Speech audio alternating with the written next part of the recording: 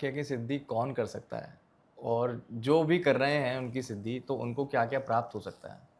देखिए, मैं सिद्धि की तरफ नहीं जाना चाहता या नहीं बोलता हूँ हुँ, कि आप सिद्धि की तरफ जाएँ। हुँ, उसका रीज़न एक बहुत बड़ा है। जब एक साधक सिद्धि के चक्कर में फँसता है, तो वह माँ से दूर हो जाता है। सिद्धि तो मिल जाती है, पर माँ कहीं दूर हो जाती है। हुँ, सिद्धियाँ क्यों चाहिए? पुनः संसार में जाने के लिए, अपना प्रभाव दिखाने के लिए कि मैं तेरा भविष्य जान सकता हूँ, मैं तेरा जान सकता हूँ, मैं तेरे को ये बता सकता हूँ, मैं तेरे को वो बता सकता हूँ। जितने भी शुद्ध तांत्रिक होते हैं, वे कभी भी सिद्धियों के चक्कर में नहीं फंसते, क्योंकि सिद्धियां पुनः उन्हें संसार में ला करके संसार के प्रलोभनों में फंसा देती हैं। हुँ, क्योंकि फिर आप संसारिक हो गए, आध्यात्मिक कहाँ रहे? आध्यात्मिक व्यक्ति को तो कुछ चाहिए ही नहीं, जी, उसे तो माँ की गोद चाहिए बस। माँ का प्यार चाहिए बस। बिल्कुल। जैसे हम देखते हैं कि भारत में कितने सारे मंदिर हैं जिनमें मूर्तियाँ रहती हैं और मूर्ति के सामने बैठ के सब पूजा करते हैं। लेकिन यहाँ पे कोई मूर्ति नहीं है, जी। यहाँ पे योनि पीठ है, उनकी पूजा करते हैं। ऐसा क्यों है? देखिए, इस ब्रह्मांड की उत्पत्ति जहाँ से हुई, तंत्र ये कहता है, जहाँ से भी कुछ उत्पन्न होता है, पैदा होता है, उसको योनि कहा जाता जी। है। जब ये ब्रह्मांड की उत्पत्ति हुई, जिस ऊर्जा से हुई और जिस स्थान से हुई, वो भी कामाख्या।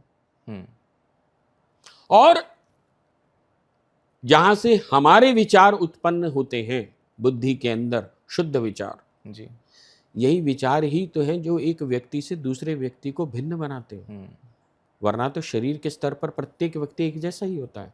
बिल्कुल। विचारों के स्तर पर व्यक्ति भिन्न भिन्न होता है, अपने दिमाग की क्षमताओं के अनुसार व्यक्ति भिन्न भिन्न होता है। ये जो विचार की उत्पत्ति है, बनना है, ये कामाख्या की कृपा है।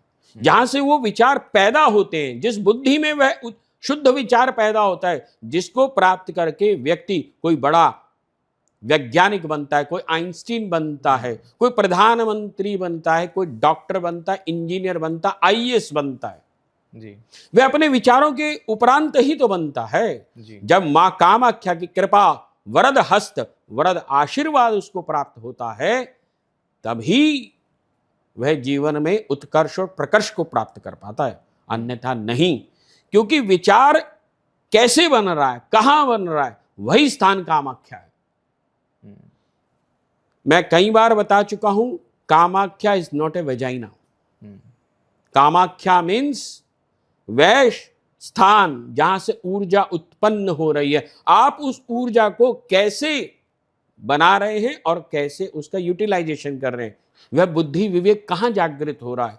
तंत्र ये विवेक को जागृति जो कराता है वही तंत्र है, और जो विवेक की जागृति करवाता है वही तांत्रिक है। हुँ, ना कि अंधविश्वासों में फंसाए, वह तांत्रिक हो ही नहीं सकता जो अंधविश्वास में फंसाता है।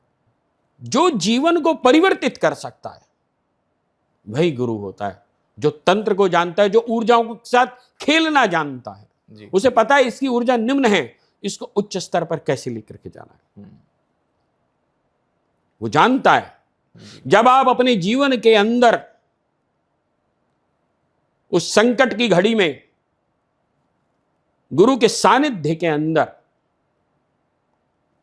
उस क्षमताओं को संभालने की क्षमता यदि आप पालेंगे, तो आपका जीवन उत्कृष्ट हो जाएगा। हुँ, यही गुरु का कार्य है, यही तंत्र है, ना कि वो तंत्र है। वहाँ पे जो प्राकृतिक पत्थर है, वो हमेशा गीला क्यों रहता है? क्योंकि वहां से नीचे से शिला में से जल का स्राव होता रहता है। वहां हुँ, से एक आप ये कह सकते हैं कि एक नदी का उद्गम टाइप से होता है, या एक छोटी सी स्राव चलता रहता है, जिसकी वजह से पानी का बहाव, हुँ। इसीलिए वो गीला रहता है, इसीलिए उसको ढक के भी रखा जाता रोज़ वहाँ पे कपाट खुलने से पहले जो पशुओं की बलि दी जाती है, क्या वो भी एक रीज़न है कि वहाँ पे इतनी सारी ऊर्जा है? है। देखिए, पहले हमें अब ये समझना होगा कि बलि का तात्पर्य क्या है जी। या बलि क्यों है। हुँ, शैव और शाक्त, इनके अंदर बलि का निषेध नहीं है। हमारे वेदों में भी बलि का के बारे में बहुत बताया गया है। हुँ, ठीक इसी प्रकार से, जैसे अभी आपने प्रश्न रखा कि मंदिर खुलने से पहले वहाँ पर बलि होती है या मंदिर खुलने के बाद भी बलि होती है। जैसे अब मैं थोड़ा सा इसको प्रश्न को अलग दिशा में भी लेके जाना चाहता हूँ। जैसे बहुत सारे लोग कई बार ये कह देते हैं कि जैसे किसी ने मान लीजिए किसी के ऊपर आक्रमण कर दिया, जब आक्रमण कर दिया भले ही आपके हाथ में पिस्टल है, लेकिन यदि व्यक्ति को खून देखते ही उल्टियां होनी शुरू हो जाएं तो सेल्फ डिफेंस में गोली मारेगा क्या? नहीं मार नहीं पाएगा। उसका अभी मन ही इतना मजबूत नहीं है। शास्त्र की रक्षा शस्त्र से होती है जी।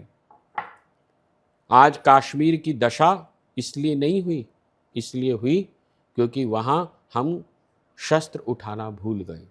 सभी प्रत्येक व्यक्ति शास्त्र में निपुण होना चाहता था, लेकिन शस्त्र उठाना भूल गए।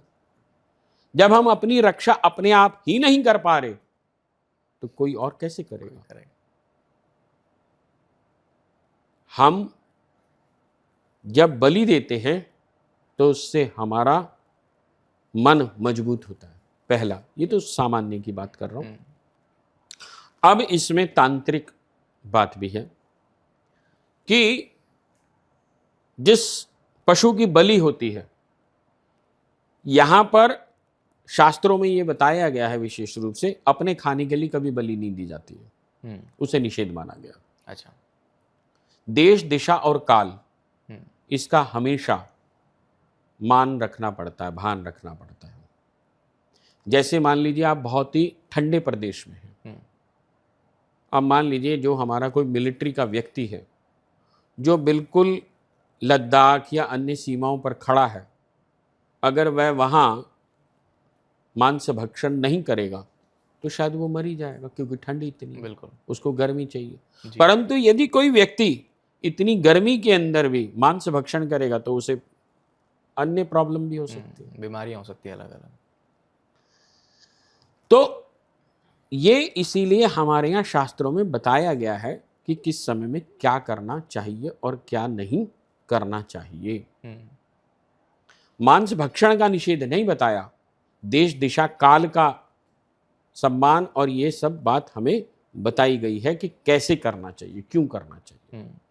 उसके बाद ही बलि, अब जैसे मैंने बताया कि अपने स्वाद के लिए नहीं, भगवान को यदि भोग लगा रहे हैं, कोई बड़ी पूजा है, यदि किसी ने कोई रखा कि मेरी ये कामना पूरी हो जाएगी तो मैं ऐसा कुछ करूंगा, तब वहां पर जाकर के जैसे किसी ने भैंसे की बलि दी, कोई बकरे की देता है, कोई अन्य अन्य जो भी जीव की बलि देते हैं, वहां बलि दे करके जो उस आत्मा को उस भगवती के साथ जोड़ने का जो तरीका है, इसलिए भी वहां पर ऊर्जा की अनुभव अधिक होता है जी, क्योंकि वहां से डायरेक्ट आप कनेक्ट कर रहे हैं। लेकिन फिर मैं बोल रहा हूं कि वो इसलिए नहीं है कि अपने स्वाद के लिए नहीं है। यहां पर आकर के भेद है थोड़ा। ये बलि प्रथा जो वहाँ पे है, ये रिचुअल है जो सालों सालों से चलता आ रहा है। मैं उसके रिस्पेक्ट भी करता हूँ, उसके अगेंस्ट बिल्कुल नहीं हूँ, लेकिन जो मेरा भी प्रश्न आने वाला है मैं उसके अगेंस्ट नहीं बोलना चाहूँगा। लेकिन मन में एक सवाल उड़ा है कि गुरुजी, अगर हम लोग किसी पशुओं को मार के अपने भगवान के सामने रख रहे हैं तो क्या हमारे भगवान उस चीज़ से खुश हो रहे हैं कि हमने किसी की जान ली है? प्लस क्या हम उसको ऐसा कर सकते हैं कि थोड़ा सा खून ही अपने भगवान को हम वहाँ पे चढ़ा दें? क्या भगवान उससे? देखिए, मैंने अभी आपसे बोला खून चढ़ाना या ये सब करना हमारा उद्देश्य नहीं जी। हमारा उद्देश्य है अपने शास्त्र को संभाल। आप जब बलि देते हैं, सामान्य व्यक्ति जब बलि दे रहा है, जब उसका बच्चा भी देख रहा है, तो मन से इतना कमजोर नहीं होगा। मानसिक स्तर की उसकी जो उसमें फर्क आ जाएगा। मैंने बताया ना, मैंने ऐसे भी देखे बहुत सारे लोग कि जरा सा खून देखा और उल्टियां करनी शुरू कर। इतने कोमल हृदय हैं। तो जब कोमल हृदय हैं तो वह स्वयं की रक्षा कैसे करेंगे, अपने राष्ट्र की रक्षा कैसे करेंगे? हम कभी भी इस प्रकार हिंसा हमारी प्रवृत्ति